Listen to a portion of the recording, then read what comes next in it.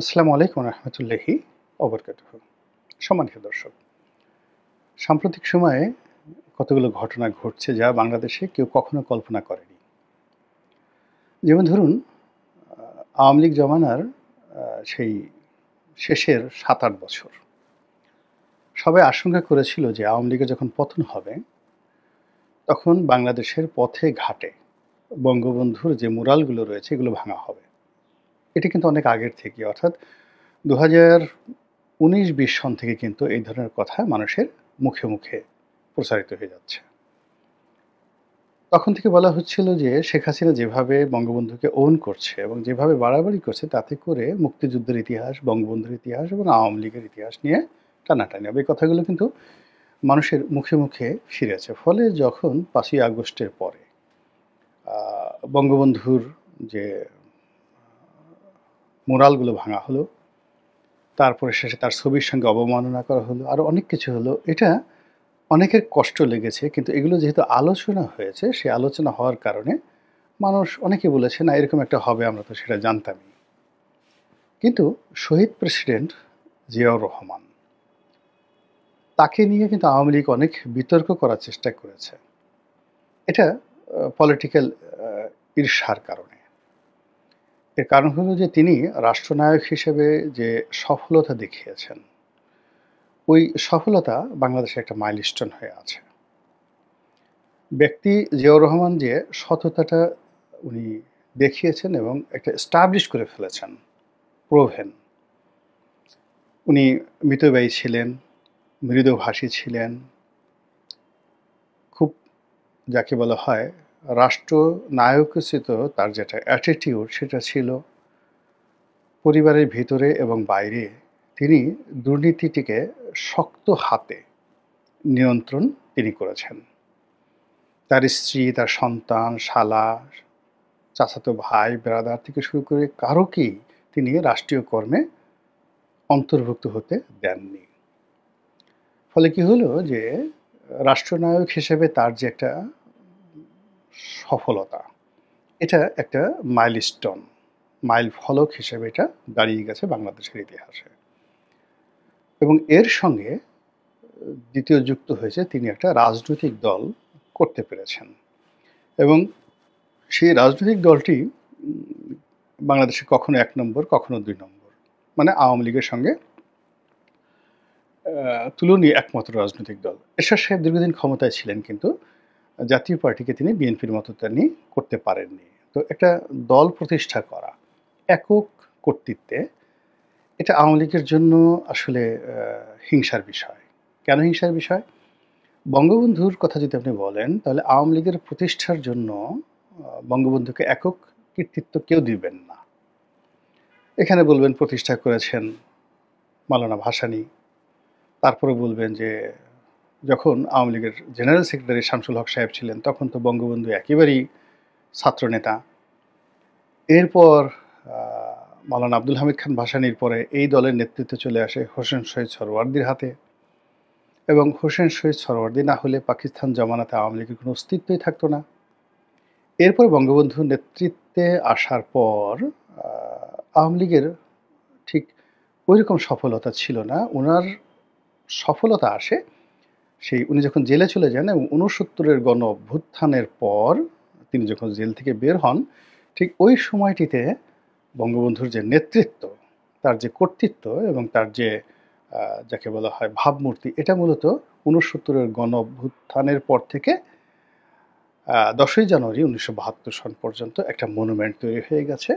আজকে বঙ্গবন্ধু বলতে যে বিশালত্ব, আর ৬৮ থেকে ৪৭ পর্যন্ত আমরা যে ইতিহাস বলি বঙ্গবন্ধুর ইতিহাস, এটার একটা ধারাবাহিকতা। জেল খাটছেন, জুলুম করছেন, কিন্তু অ্যাজ এ স্টার এবং অ্যাজ এ সান, রাজনীতির মাঠে একটা সূর্য হিসেবে তার যে ভূমিকা, সেটা ৬৯-এর গণ-অভ্যুত্থান থেকে ১৯৭২ সনের ১০ই জানুয়ারি উনি যখন জেল থেকে বেরোলেন। তো এই সময়ের মধ্যে বেশিরভাগ সময় তিনি জেলে ছিলেন। ৬৯-এর গণ-অভ্যুত্থানের সময় তিনি জেলে ছিলেন, আর মুক্তিযুদ্ধের সময় তিনি জেলে ছিলেন। কিন্তু নেতৃত্বটা পুরোটা তার নামে চলে আসে। কিন্তু জিয়াউর রহমানকে যদি আপনি বিএনপির প্রতিষ্ঠাতা ধরেন, তাহলে তাকে বলতে হবে একক প্রতিষ্ঠাতা। One man, one name. কিন্তু আওয়ামী লীগের তাদের মধ্যে যদি ১০ জনকে ধরা হয় তাহলে Bangabandhu one of the 10th। এই গেল দ্বিতীয়। তৃতীয় যে বিষয়টি সেটি হলো রাষ্ট্রনায়ক হিসেবে বঙ্গবন্ধুর যে বিতর্ক, ব্যর্থতা, এটি তাকে তাড়া করে, আওয়ামী লীগকে তাড়া করে। কিন্তু সেই জায়গাটাতে জিয়াউর রহমান সাহেবের যে সফলতা, এটি আওয়ামী লীগকে ঈর্ষান্বিত করে এবং সেই কারণে আওয়ামী লীগ সবসময় পলিটিক্যালি চেষ্টা করেছে বা করে, আগামীতেও করবে, জিয়াউর রহমানকে ছোট করা। আরেকটা বিষয়, সবচেয়ে যেটা আওয়ামী লীগের জন্য মানে যাকে বলা হয় হিংসার বিষয়, সেটা হলো আওয়ামী লীগ যেটাকে ক্যাপিটালাইজ করে সেটা হলো মুক্তিযুদ্ধ। তো সেই মুক্তিযুদ্ধে রণাঙ্গনে যুদ্ধ করেছে, অস্ত্র হাতে যুদ্ধ করেছে, এইরকম লোকের সংখ্যা আওয়ামী লীগে যা তার চেয়ে বেশি বিএনপিতে। আর যেহেতু জিয়াউর রহমান সাহেব একেবারে সরাসরি মুক্তিযুদ্ধের একটা সেক্টর কমান্ডার ছিলেন এবং তার নিজের নামে জেড ফোর্স নামে একটা ফোর্স ছিল, এই দুটো। আর ৩ নম্বর হলো তিনি অন বিহাফ অফ বঙ্গবন্ধু কিন্তু তিনি মুক্তিযুদ্ধের এই ঘোষণাটি পাঠ করেছিলেন, দিয়েছিলেন। বিএনপিটা বলতে চাচ্ছে যে তিনিই মুক্তিযুদ্ধের ঘোষণা দিয়েছেন এবং এটা পার্টলি সত্য। ওই সময়টিতে আসলে তিনি একজন মেজর, একেবারে তরুণ, এত রাজনৈতিক, বঙ্গবন্ধু মানে জাতীয়তাবাদ এত কিছু চিন্তা করার সময় ছিল না যুদ্ধের মুহূর্তে। তিনি রিভোল্ট করেছেন। সেই রিভোল্ট করার পর তার তো একেবারে মৃত্যু, অবধারিত মৃত্যু। ফলে তিনি যে ঘোষণাটা দিয়েছিলেন ১ম দফাতে, ওখানে তিনি অ্যাজ এ প্রেসিডেন্ট হিসেবে, অ্যাজ এ সর্বাধিনায়ক নায়ক হিসেবে তিনি দিয়েছেন। পরবর্তীতে সবার পরামর্শে তিনি on behalf of great leader Bangabandhu দিয়েছেন। এখন এই জিনিসটা তো দুটো পার্ট রয়েছে। একটা হলো ১ম পার্টে তিনি দিয়েছেন একেবারে প্রেসিডেন্ট হিসেবে, দ্বিতীয় পার্টে তিনি বঙ্গবন্ধুর পক্ষে তিনি এই ভাষণটি দিয়েছেন। এই ইতিহাসটা কিন্তু মোছা যাচ্ছে না। তো মুছতে না পারার কারণে কি হচ্ছে, সঙ্গতির কারণে আওয়ামী লীগ বিএনপিকে ঈর্ষা করে এবং ঈর্ষা করে বিএনপিকে, জিয়াউর রহমানকে ছোট করার তারা চেষ্টা করে। কিন্তু জিয়াউর রহমানকে সরাসরি অবমাননা করা, এটা আওয়ামী লীগ কখনো সাহস পায়নি। একটা সময় জিয়াউর রহমানের এই ঢাকাতে যে চন্দ্রিমা উদ্যানে তার যে কবর রয়েছে, শেখ হাসিনা বলার চেষ্টা করলেন, সংসদে প্রচুর আলোচনা হলো যে এর মধ্যে কোনো লাশ নেই, কিছু নেই, ফলে এই কবর সরিয়ে ফেলা হবে। কিন্তু তারা সাহস পায়নি, তারা এটা করতে চায়নি। এবং দেখেন প্রকৃতি কি নির্মম, যদি সেই কাজটি আওয়ামী লীগ করতো, আজ কিন্তু বঙ্গবন্ধুর লাশটাও কিন্তু টুঙ্গিপাড়াতে থাকতো না। এনিওয়ে, তো যাই হোক, যেটা বলছিলাম যে রাজনৈতিক ঈর্ষার বশবর্তী হয়ে আওয়ামী লীগ জিয়াউর রহমান সাহেবকে সমালোচনা করেছে, তার বিরুদ্ধে নানা রকম মিথ্যা আরোপ করেছে, কিন্তু তাকে ঠিক ওইভাবে ফিজিক্যালি, মেন্টালি অপমান বা অবমাননা করেনি, যেটি এই ১১ মাসে যেটা হওয়ার কথা না। এখন দেশ যত পলিটিক্যাল যে ফোর্স রয়েছে এটা বিএনপির হাতে। তো বিএনপির হাতে political force, political prospect and aspect বিএনপির পক্ষে। আগামীতে ইলেকশন হলে বিএনপি ক্ষমতায় আসবে। তো ঠিক সেই সময়টিতে প্রেসিডেন্ট জিয়াউর রহমানের ছবি অপমান করা, জুতো দিয়ে পাড়ানো, তার মুরালগুলো ভাঙা, এটা কিসের আলামত? এটা তো বিএনপির জন্য কিয়ামতের আলামত। কারা এই কাজ করছে, কেন করছে, এটা বুঝতে হবে। এর মধ্যে কিসের ইঙ্গিত, কি সর্বনাশের বাতাস এখানে প্রবাহিত হচ্ছে? বিএনপির জীবনে তো এই ঘটনা কখনোই ঘটেনি এবং জিয়াউর রহমানকে নিয়ে মানে ইবলিসও কখনো এরকম চিন্তা করার সাহস পাবে না। একটা মানুষ, তার যার সততা মানে পদ্মা মেঘনা যমুনাতে প্রবাহমান, যার সততা টেকনাফ থেকে তেঁতুলিয়া পর্যন্ত বাংলাদেশের প্রত্যেকটি ইঞ্চি জায়গা স্বীকার করে যে না, বাংলাদেশে একজন রাষ্ট্রনায়ক এসেছিলেন যিনি চিন্তা চেতনায় একের পরিপূর্ণভাবে সৎ ছিলেন। তার ছবি কেন এখানে অপমানিত হবে, এই বিষয়টা বিএনপিকে চিন্তা করতে হবে এবং অত্যন্ত শক্ত হাতে সর্বশক্তি দিয়ে যদি বিএনপিটি মোকাবেলা করতে না পারে, বিএনপি রাজনীতি জাতীয় পার্টির মতো হয়ে যাবে অথবা ভাসানী ন্যাপের মতো হবে। এই গেল এক। ২ নম্বর হলো যে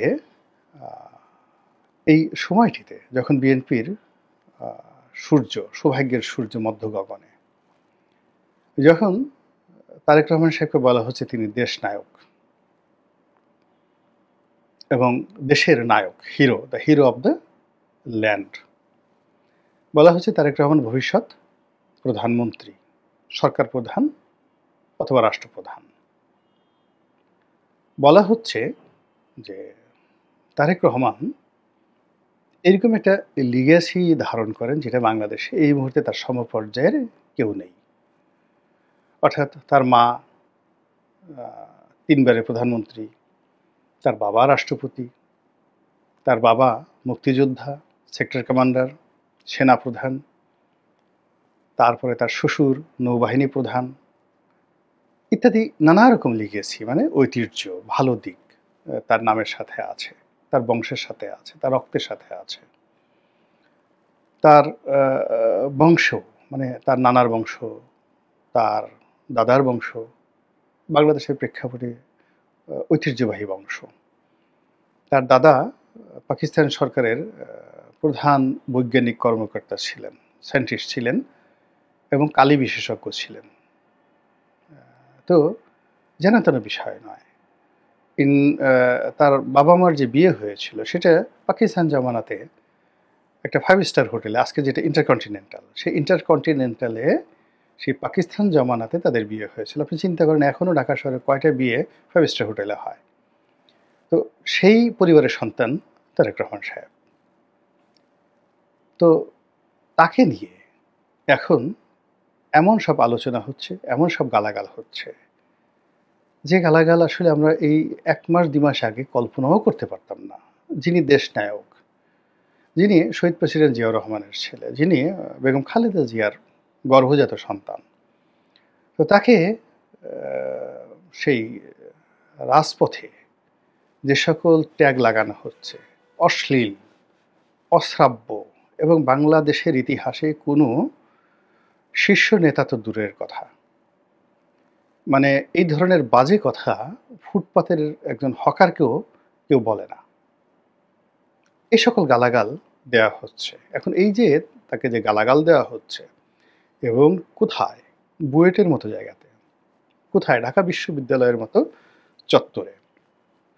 তো ওই চত্বরে রাজনীতির কতগুলো স্লোগান রয়েছে। রাগ হইলে মানুষ বলে অমুকের চামড়া কুত্তা দিয়ে কামড়া, তারপরে শেষে অমুকের 2 গালে জুতো মারো তালে তালে। এই জিনিসগুলো বাংলাদেশে অ্যাভেলেবল। এটা পাকিস্তান জমানাতে হতো। ইয়াহিয়া খানকে বলা হতো, টেক্কা খানকে বলা হতো। বঙ্গবন্ধুকে নিয়েও মানে তার চামড়া খুলে তার চামড়া দিয়ে ডুগডুগি বাজাবেন মতিয়া চৌধুরী, এই কথাগুলো বলা হতো। বলার পরেও সেই মতিয়া চৌধুরী আওয়ামী লীগের শীর্ষ পর্যায়ে ছিলেন।